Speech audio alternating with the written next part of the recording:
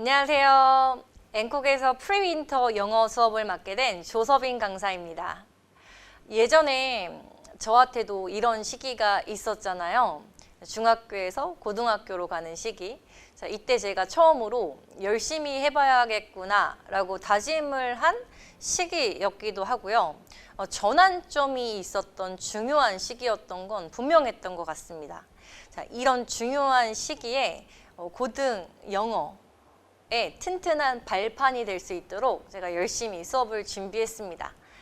간단한 제 소개와 함께 고등 영어의 포인트, 그 다음에 이 포인트에 맞춘 프리윈터 프로그램까지 설명을 드리도록 할게요. 현재 앵콕 학원, 그 다음에 미래탐구에서 고등 영어 수업을 하고 있습니다. 미래탐구에서는 한 5년 동안 한 학교만 전담해서 감사하게도 최다 장기 수강생들과 함께 수업을 하고 있고요. 작년에는 이제 수능 수업까지 좋은 실적으로 마무리를 했습니다. 이때 학생들이 저를 예비고1 때 만나서 4년 동안 호흡을 맞춘 학생들이었는데요. 이 강사 소개라는 게 제 자랑을 하는 시간이기도 하지만 강사로서 중요한 전문성을 좀 말씀드릴 수 있는 시간인 것 같아요. 그래서 이렇게 제 전문성을 말씀드렸고요. 본론으로 들어가서 이제 고등 영어의 포인트를 살펴볼 건데 중요한 포인트들은 너무 많지만 제가 생각하는 중요한 주안점 중심으로 좀 정리를 해봤어요.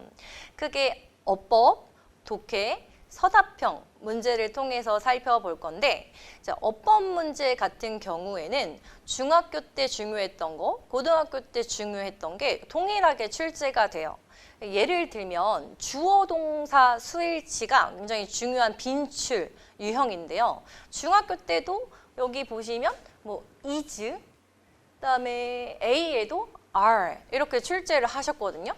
고등학교 문제에도 동일하게 이렇게 월 같은 문제를 출제를 하십니다.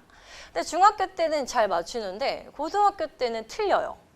그 이유는 뭐냐면 중학교 때는 본문 그대로 변형하지 않으시고 출제를 하시거든요. 근데 이제 고등학교 때는 변형을 하십니다. 예를 들면 원래 이 문장은요. 주어가 복수로 되어 있었던 문장이었어요. 그러니까 테스트 리저치였는데 학교 선생님이 문제를 출제하실 때는 S만 쏙 빼고 단수 주어로 출제를 하신 거예요. 그리고 나서 동사는 그대로 출제를 하셨습니다. 그래서 학생들이 그냥 피상적으로 암기해서 문제를 푸는 친구들은 이거 맞네 하고 답으로 체크를 하고 나왔었던 문제였는데 사실은 이제 변형이 됐었던 거죠. 그래서 고등학교 때는 이제 정확한 문법성 판단과 함께 변형 문제를 대비할 수 있는 어법 능력이 필수적입니다. 다음은 독해 문제를 살펴볼 건데요. 독해 문제도 좀 마찬가지인 것 같아요. 중학교 때는 지문의 내용을 가지고 일치하는지 불일치하는지를 골라내면 되는데 이제 고등학교에서의 독해 문제는 글을 읽고 난 후에 반응으로 적절하지 않은 거. 자, 그러니까 이건 뭐냐면 글을 읽고 추론할 수 있는 능력까지 물어보는 거거든요. 자, 추론뿐만 아니라 선지의 길이를 보면 한 문장이 한 3줄, 4줄까지 가거든요. 그럼 이제 학생들이 실제 시험장에서 이렇게 긴 선지를 만나면 학생들은 길어지면 어렵다라고 느끼거든요. 자, 그리고 이 선지의 어휘가 또 만만치가 않아요. 선생님들이 바꿔서 출제를 하시기 때문에 또 어휘도 모르면 문장의 의미를 제대로 파악하지 못하기 때문에 오답으로 갈 수 있는 요소가 되겠죠. 그래서 추론 능력까지 필요하다. 자, 다음은 추론과 함께 이제 지문에서 어떤 좀 비유적이고 추상적인 문장에 밑줄을 쳐놓으십니다. 자, 그리고 나서 이 말의 의미를 한번 찾아봐라 이런 거거든요. 직역과는 완전히 달라요. 예를 들어서 이 문장의 직역은 그 어느 누구도 시간의 모래를 막을 수 없다 라는 의미를 갖습니다. 이건 지금 직역인 거고 문장에서 시간의 모래를 멈출 수 없어 가 무슨 의미인지를 알아야 돼요. 자, 그럼 이건 단순 해석으로 풀 수 있는 문제가 아니고 글을 전반적으로 이해해야지만 풀 수 있겠죠. 그래서 여기서 시간의 모래라는 의미는요, 사람들이 나이가 드는 걸 피할 수 없다라는 걸 의미하는 거였거든요. 그래서 이런 식의 독해 문제를 출제하십니다. 마지막으로는 서술형 문제인데요. 서술형 문제도 중학교 때는 어떤 핵심 문법이 있으면 그 핵심 문법을 가지고 영작하는 문제를 주로 출제하시죠.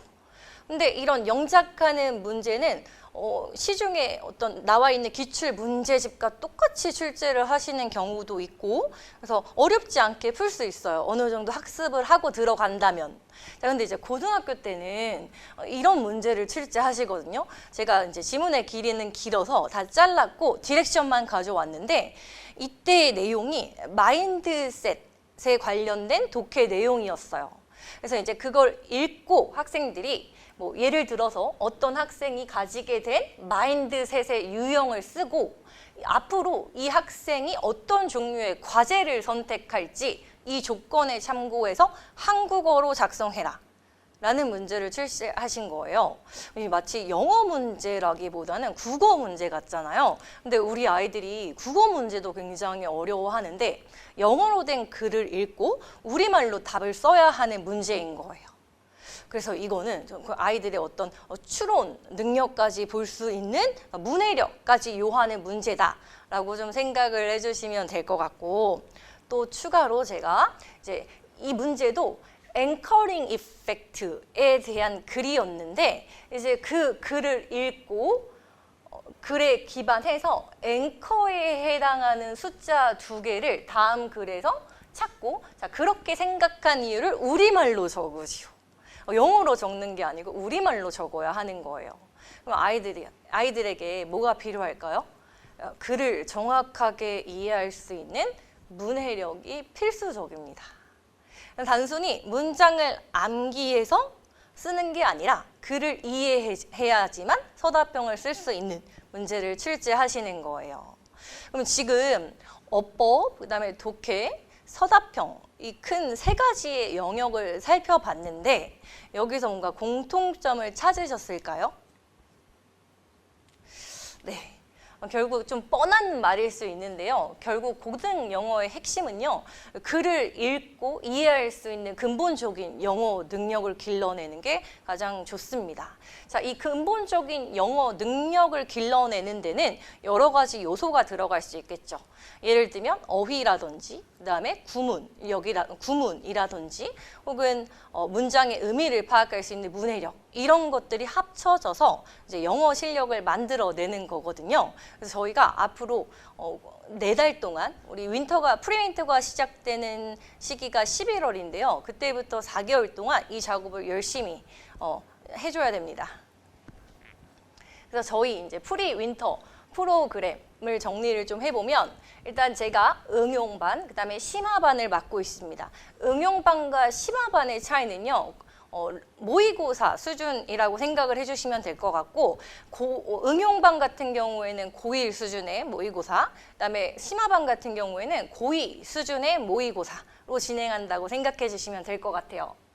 자, 아까 전에 근본적인 영어 실력을 길러내는 게 중요하다라고 말씀을 드렸는데, 여기 어휘가 절대 빠질 수가 없습니다. 그래서 저희가 프리윈터 기간에는 이제 모의고사, 그다음에 내신에 나오는 빈출 어휘 1,600개 정도 목표를 가지고 암기를 할 예정이고요. 자, 글을 이해하기 위해서는 글을 이루고 있는 문장 단위부터 잘 이해를 해줘야 해요. 문장 단위를 이해하기 위해서는 문법, 그다음에 구문을 이해해야 하는데, 저 같은 경우에는 이 문법 수업과 구문 수업을 합쳐서 제가 GS 수업이라고 이름을 붙였습니다. 이게 이제 그래머, 그다음에 신텍스를 합친 말인데요. 그래서 의미 단위로 문장을 읽는 방법을 먼저 확립을 하고요. 그다음에 내신과 모의고사에 많이 출제가 되는 빈출 구문을 정리하는 시간입니다. 자, 그리고 나서 이제 독해, 고등 영어의 최종 목표라고 생각하시면 되는데 이제 글에 논리라는 게 들어가 있어요. 글을 막 쓰진 않았겠죠. 그래서 글의 논리, 초석을 다지는 시간이고요. 제 수업 같은 경우에는 단순 해석보다는 글을 읽었을 때 머리에 정보가 남아야 된다고 생각합니다. 그래서 이 정보 남기는 독해 훈련을 시키고요. 문장과 문장은 다 연결이 되어 있습니다. 영어 지문에. 그래서 이 연결해서 읽는 방법을 정리합니다. 프리윈터 시간에. 그래서 제가 좀 가독성 좋게 방금 정리한 걸 이렇게 단계별로 좀 정리를 다시 해봤는데, 그러니까 저희가 고등학교에 들어가기 전까지 스텝 2, 3을 좀 중점으로 수업을 한다라고 생각해 주시면 될 것 같아요. 그러면 이제 의미를 파악하는 게 뭘까 해서 조금 한 문장을 예시로 가져와 봤는데 I can't enough thank you for you 라는 문장이 있어요. 제가 설명할 때 많이 쓰는 문장인데 이 문장을 보면 학생들이 대부분 나는 더 이상 당신에게 충분히 감사할 수 없어요 라고 이렇게 직역을 해버립니다. 근데 사실 이 문장의 의미는요, 너무너무 감사하다라는 의미를 담고 있거든요. 그래서 이 영어만이 갖는 의미를 좀 영어를 영어답게 받아들이는 수업을 중점으로 하고 있다라고 생각해 주시면 될 것 같고, 아까 전에 제가 보여드렸던 독해 문제와 조금 일맥상통하는 부분이죠. 단순 직역이 아니라 문장에서의 의미를 파악하는 그런 수업을 중점으로 하고 있습니다. 그래서 저희 수업뿐만 아니라 이제 클리닉 같은 경우에는 수업이 끝나면 클리닉을 진행을 하는데 이때 어휘 테스트와 함께 수업 때 배운 내용을 테스트를 보고요. 이제 AI를 좀 활용해서 아이들한테 필요한 엔제 문제를 직접 제작해서 배부하고 있습니다. 자, 학습 피드백 항상 학부모님들에게 보내드리고 있고요.